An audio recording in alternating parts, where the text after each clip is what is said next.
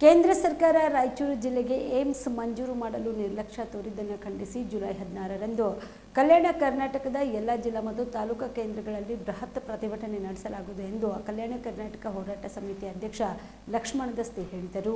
ಕಲಬುರಗಿಯ ಪತ್ರಿಕಾ ಭವನದಲ್ಲಿ ನಡೆದ ಸುದ್ದಿಗೋಷ್ಠಿಯನ್ನು ಉದ್ದೇಶಿಸಿ ಮಾತನಾಡಿದ ಅವರು, ಜುಲೈ 16ರಂದು ಬೃಹತ್ ಪ್ರತಿಭಟನೆ ನಡೆಸಿ 7 ಜಿಲ್ಲೆಯ ಜಿಲ್ಲಾಧಿಕಾರಿಗಳ ಮೂಲಕ ಪ್ರಧಾನಿ ನರೇಂದ್ರ ಮೋದಿ ಅವರಿಗೆ ಮನವಿ ಸಲ್ಲಿಸಲಾಗುವುದು ಎಂದರು. ಧಾರವಾಡ ಜಿಲ್ಲೆಯ ರಾಜಕೀಯ ನಾಯಕರ ಕುತಂತ್ರದಿಂದ ಹಿಂದುಳಿದ ರಾಯಚೂರು ಜಿಲ್ಲೆಗೆ ಐಟಿ ಕೈತಪ್ಪಿತು. ಕೇಂದ್ರ ಸರ್ಕಾರದ ಮಹತ್ವಾಕಾಂಕ್ಷಿ ಜಿಲ್ಲೆ ಪಟ್ಟಿಯಲ್ಲಿ ರಾಯಚೂರು ಜಿಲ್ಲೆಯು ಸೇರಿದ್ದು, ಇಲ್ಲಿ ಏಮ್ಸ್ ಸ್ಥಾಪನೆ ಮಾಡಬೇಕು ಎಂದು ಒತ್ತಾಯಿಸಿ ಕಳೆದ 791 ದಿನಗಳಿಂದ ಧರಣಿ ನಡೆಸುತ್ತಿದ್ದೇವೆ. ಮುಖ್ಯಮಂತ್ರಿ ಸಿದ್ದರಾಮಯ್ಯ 2 ಬಾರಿ ಪತ್ರ ಬರೆದಿದ್ದಾರೆ. ಇತ್ತೀಚೆಗೆ ಖುದ್ದಾಗಿ ಪ್ರಧಾನಿಯವರಿಗೆ ಭೇಟಿ ಮಾಡಿ ಮನವಿ ಸಲ್ಲಿಸಿದ್ದು, ಮುಂಬರುವ ಬಜೆಟ್ ಅಧಿವೇಶನದಲ್ಲಿ ಏಮ್ಸ್ ಮಂಜೂರು ಮಾಡಬೇಕು ಎಂದು ಒತ್ತಾಯಿಸಿದರು. 175 ಜಿಲ್ಲೆಗಳಲ್ಲಿ ಅತ್ಯಂತ ಹಿಂದುಳಿದ ಜಿಲ್ಲೆಗಳು 39, ಅತಿ ಹಿಂದುಳಿದ ಜಿಲ್ಲೆಗಳು 40 ಮತ್ತು ಹಿಂದುಳಿದ ಜಿಲ್ಲೆಗಳು 35, ಸ್ವಲ್ಪ ಮುಂದುವರೆದ ತಾಲೂಕುಗಳು 60. ಈ ರೀತಿ ಒಟ್ಟು 175 ತಾಲೂಕುಗಳಲ್ಲಿ 39,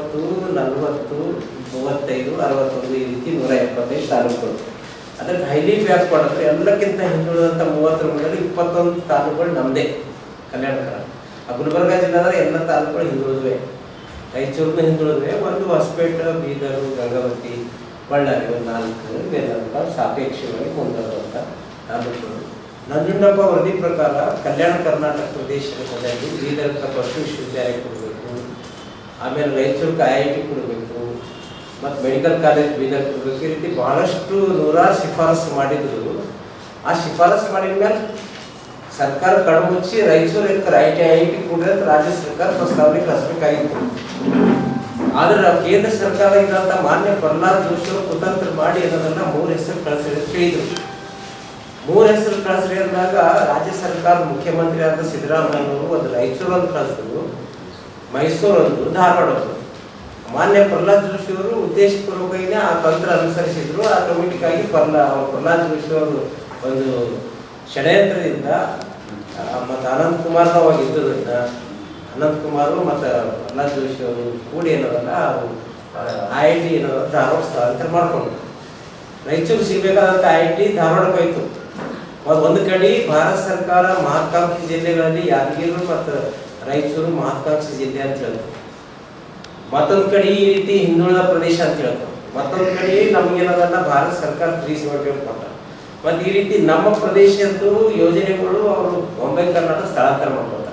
ಈ ರೀತಿ ನಮ್ಗೆ ಮೈಸೂರು ಕರ್ನಾಟಕಕ್ಕಿಂತ ಡೇಂಜರ್ ಯಾರಾದ್ರೆ ಕಿತ್ತೂರು ಕರ್ನಾಟಕ ಹೋಗ್ತಾರೆ.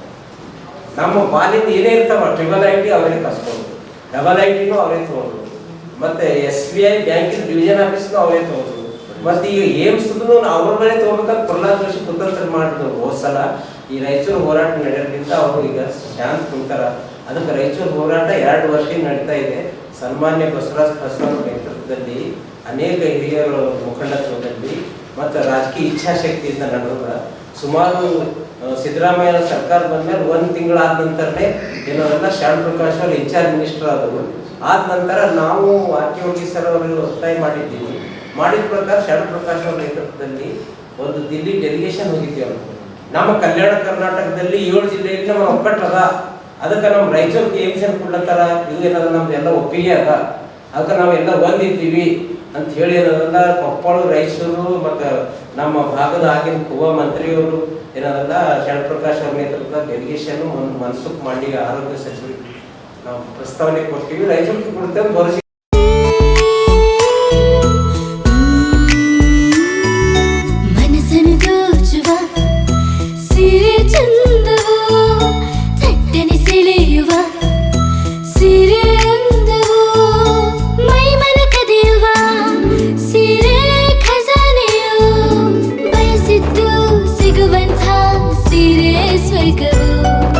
ಮದುವೆಯ ಸಂಭ್ರಮದ ಚಿತ್ತಾರದ ಸೀರೆಗಳು, ಶುಭದ ಕಾರ್ಯದಿ ಬಣ್ಣಗಳ ನರ್ತನ, ವಿಧ ವಿಧ ಸಂಗ್ರಹದಿ ಮನವನ್ನು